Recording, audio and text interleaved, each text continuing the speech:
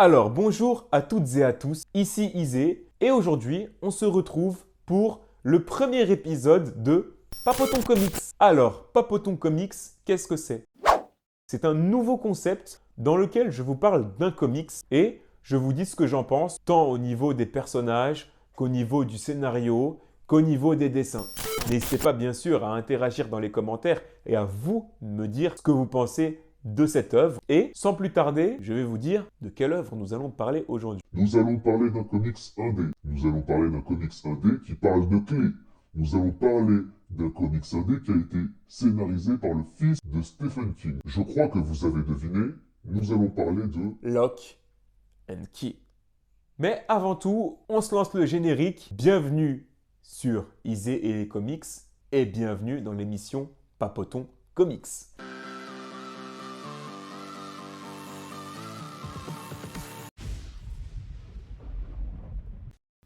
Lock and Key est une série de comics dont la publication a commencé en 2008. Elle a été écrite par Joe Hill et dessinée par Gabriel Rodriguez. L'œuvre a également été adaptée en série sur Netflix à partir de 2020. N'hésitez pas à me dire si elle vaut le coup, car pour l'instant, je ne l'ai pas regardée. Niveau comics, elle a été republiée en 6 tomes, et récemment, iComics a republié l'œuvre en une magnifique intégrale. Lock and Key raconte l'histoire de Tyler, Kinsey et Bud, 3 frères et sœurs qui emménagent avec leur maman à Key House, demeure ancestrale de leur famille, après le meurtre de leur papa. Ils découvriront que le manoir renferme des clés magiques qui confèrent des pouvoirs à leur utilisateur. Sauf qu'un certain antagoniste est également à la recherche de ces clés afin d'ouvrir la porte noire qui donnera l'accès à notre monde aux créatures de l'enfer.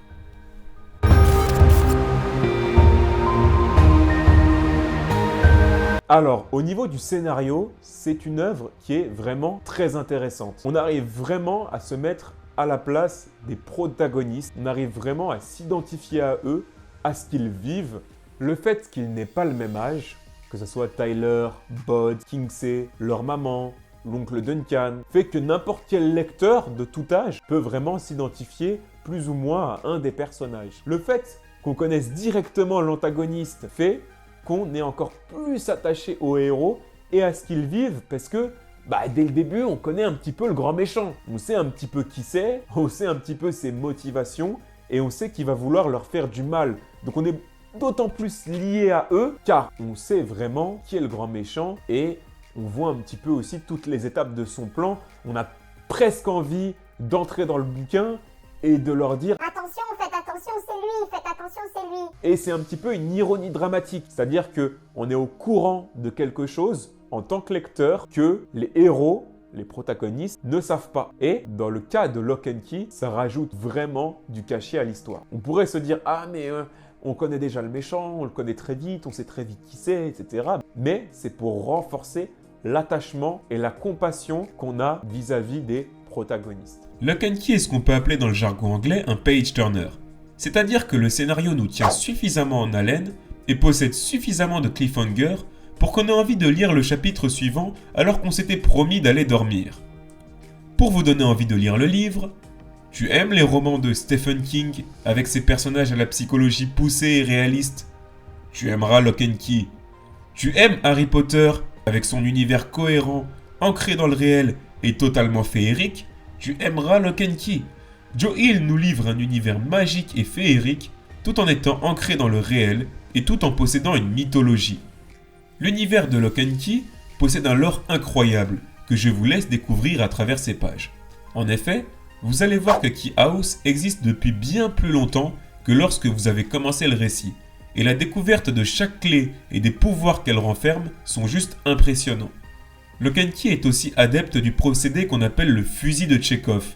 C'est-à-dire que chaque personnage, chaque case, chaque dialogue peut avoir son importance pour la suite. Alors sois bien attentif à chaque détail.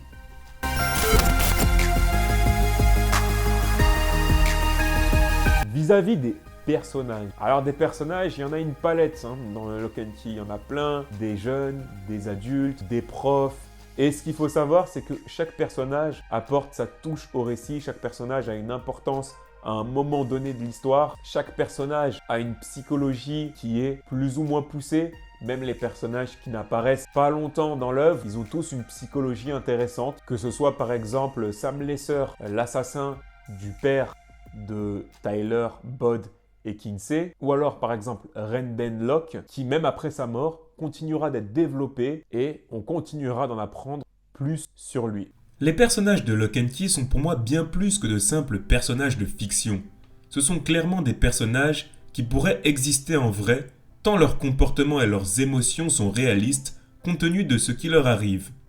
Que ce soit par exemple Bod, qui vivra tous ces événements avec un œil d'enfant, Tyler, qui devra vivre avec la culpabilité de sa crise d'adolescence, ou alors Kinsey, la grande sœur, qui essaiera de se reconstruire socialement après ce traumatisme.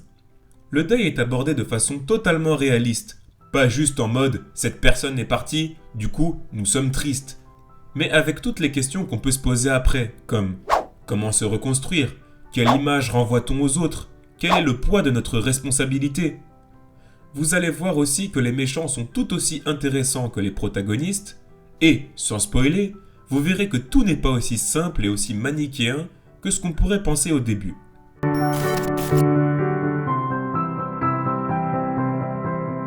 Alors au niveau des dessins, Gabriel Rodriguez fait vraiment le café. Il y a vraiment une harmonie avec le scénario et les dessins qui sont proposés. Je trouve que le côté un petit peu cartoon, un petit peu teenager des dessins colle vraiment à l'ambiance et contraste aussi vraiment lorsqu'il y a des scènes un petit peu d'horreur, un petit peu choquantes, parce qu'il y en aura. Il y en aura dans le bouquin, vous allez en voir. Et c'est un dessinateur qui a vraiment une touche. Je l'avais dit dans une vidéo, je ne sais plus laquelle, mais j'apprécie vraiment les dessinateurs qui ont leur touche. Et c'est vraiment le cas de Gabriel Rodriguez. Je ne sais pas vraiment ce qu'il a fait d'autre. S'il a fait d'autres œuvres que Lock and Key, n'hésitez pas à me le dire dans les commentaires. Mais en tout cas, c'est vraiment un dessin que j'apprécie. En ce qui concerne les dessins, je trouve qu'il y a une vraie harmonie entre les dessins et ce qui est raconté.